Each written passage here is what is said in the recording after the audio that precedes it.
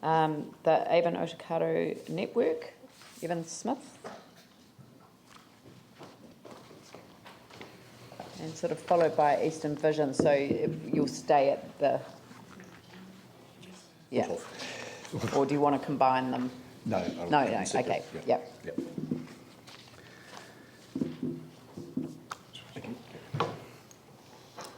Ki mihia rapuhia, whae ki te uru tapanui o tāne, tāne te waiora, tāne te wānaka, tāne te tokoraki putaki te whae ki te ol marama, tū te kāna, tū te maraka, te tuhi te rārama, e noho te mata ara nei, e roko whakaeria ake ki ruka ki a tina, homi e, hui e, tai ki e. Ko te mihi ki a koe, Leanne, mihi ki a koutou te whānau o Tautahi, Christchurch City Council, thank you for giving us the opportunity to make our submission. Tēnā koe. Kia ora. Kia ora. Our rivers are the lifelines of our city, and the ebb and flow of the tides its heartbeat. You wouldn't tie a tourniquet around your heart and strangle it into cardiac arrest, and that's what we'd be doing if we put a tidal barrier across the estuary. I don't want to bring my family up in a barricaded city, Fortress Christchurch, fighting against nature. Because as we have seen, sooner or later, nature will show us who's boss. That's right. In the words of Di Lucas, the memory of the land and the waterways will always return to leave its mark. I want my grandkids to live in an adaptive, amphibious city that embraces change, that embraces nature, and knows how to live with nature, and that leads the world in doing so. Local mana whenua knew what that meant. It's time to listen to the wisdom of the tūpuna again.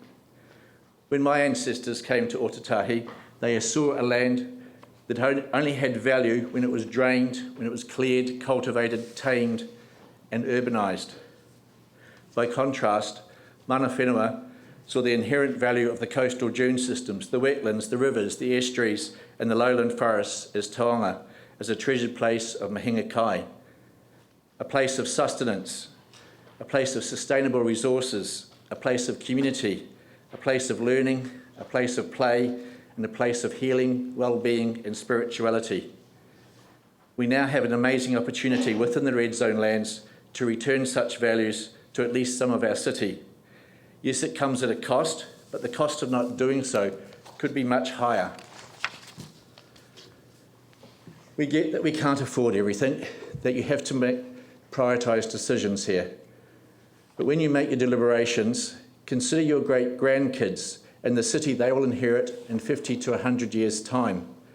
Now, if it helps in this respect, consider how, as a city, and you as our elected reps in our risk-averse council, could be held to account in a court of law in the future for your decisions that you're going to be making. Imagine for a moment that the river systems and the riparian margins that surround them were a legal entity in their own right, were vested with a legal personality. And imagine if the Kaitiaki, the governance board, appointed legal counsel on behalf of that entity and took the people of Christchurch to court for all the neglect, maltreatment and abuse of the past and of the present. Perhaps that might make you think twice about how much you should be prioritising the horizontal infrastructure work, both stormwater and wastewater. How much you should be incentivising individual householders into taking responsibility for their own contribution to the quality and quantity of stormwater that makes its way into our rivers. How much you should be spending on restoring and nurturing our waterways. How much you should be embracing the opportunities of the Red Zone lands to do this. You have an enormous responsibility in your decision making. This is a pivotal point in this city's history.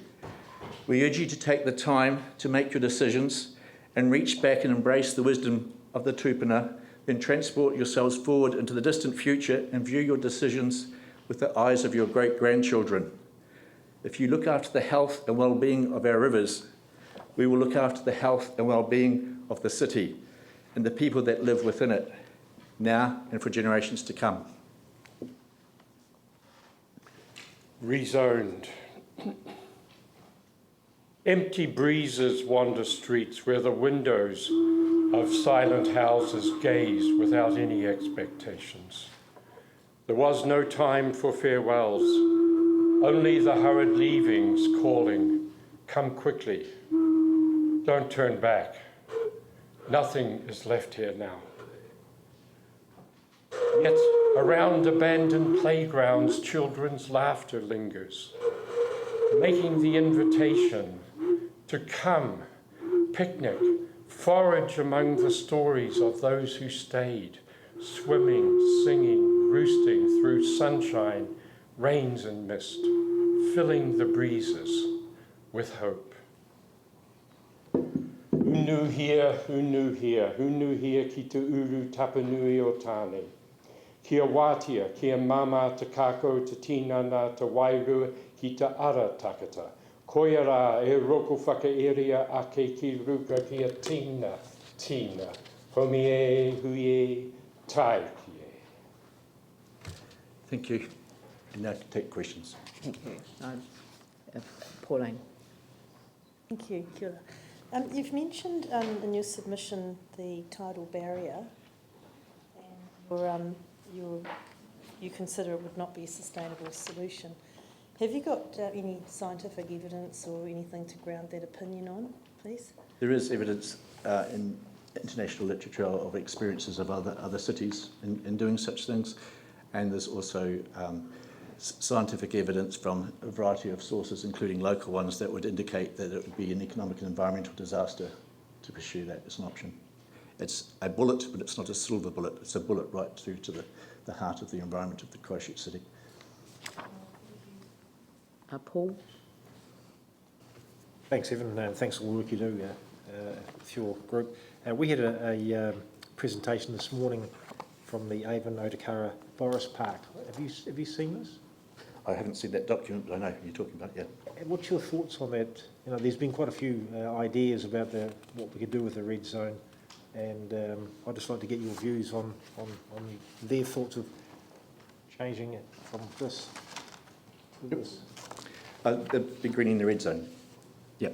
I mean, the Avon-Otakaro's kaupapa, if you like, depends on two central tenets. One is to return as much of the red zone lands to naturally restored habitat, indigenous habitat, as possible, which is what that proposal is doing. The other arm is that we also believe there's sufficient land there to support multiple purposes and to meet a whole range of community needs, including sport and recreation, recognition of cultural and European heritage, food growing, a whole raft of different things. So we don't see it being exclusively natural indigenous habitat restoration, but we'd see that as being the core infrastructure that for the green and blue space. So very much compatible with our thinking as well. Thank you, that's very helpful. Yanni? A similar question about a different project.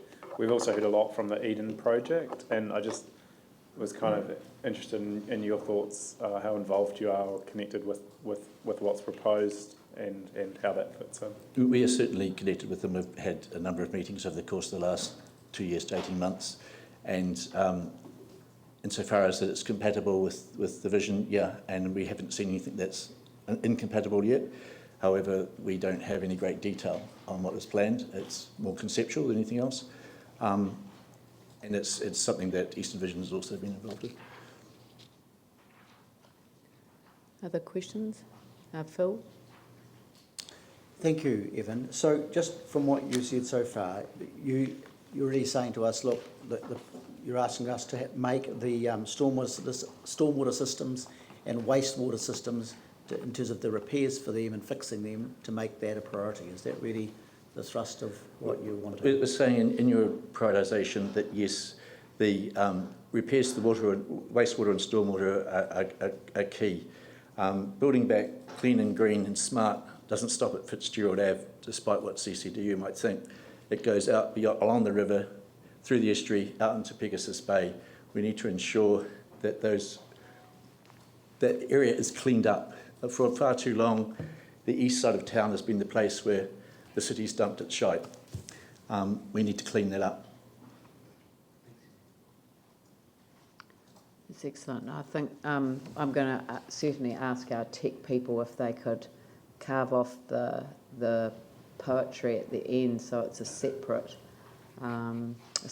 piece so that we can link it on our various Facebook pages. Very moving. I felt quite sort of blown away by it because I was red zoned and I just sort of felt this terrible lump in my throat, so I apologise. Anyway, thank you very much for that submission. Thank you very much indeed.